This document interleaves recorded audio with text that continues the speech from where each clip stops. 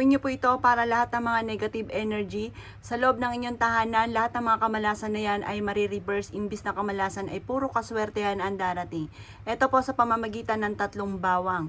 Mainam po mga bossing ko na ilaglag niyo ito sa isang malinis na garapon.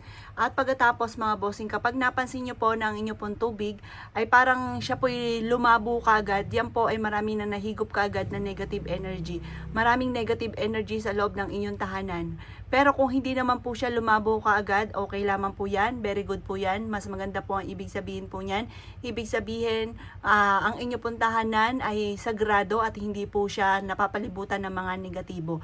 Proven po ito, napaka-epektibo po nito, basta may 100% kang paniniwala sa mga ganitong pamamaraan. Kayo mismo ay ma-amaze dahil imbis po ng mga kamalasan or kaya po yung mga kamalasan ngayon na mga dumarating sa inyo, marireverse po yan. Dahil tayo ayaw natin ang malas, gusto natin ay puro swerte, mainam na gawin nyo po ito sa umaga.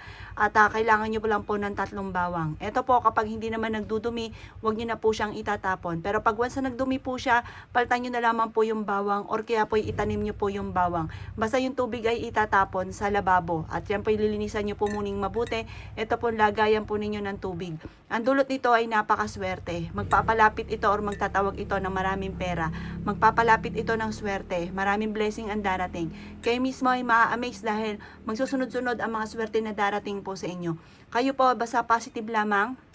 Walang imposible, makakamit nyo kung ano man ang inyo pong mga ninais. Proven po ito, napakaswerte po nito. Kaya ako'y kinaniwala at nais po itong gawin. Huwag ka na magpatumpik-tumpik pa. Gawin nyo po ito at napaka-epektibo po ng ganitong mga pamamaraan. Kayo mismo ay matutuwa dahil sa magsusunod-sunod ang mga blessing na darating sa buhay po ninyo.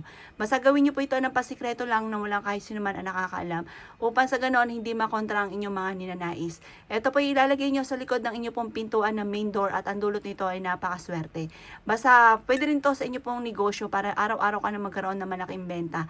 Yung mga kamalasan sa inyo pong negosyo ay matitigil na at araw-araw ka nabibigyan nito ng maraming benta. Proven po ito, napakaswerte po nito. Gawin nyo na po ito.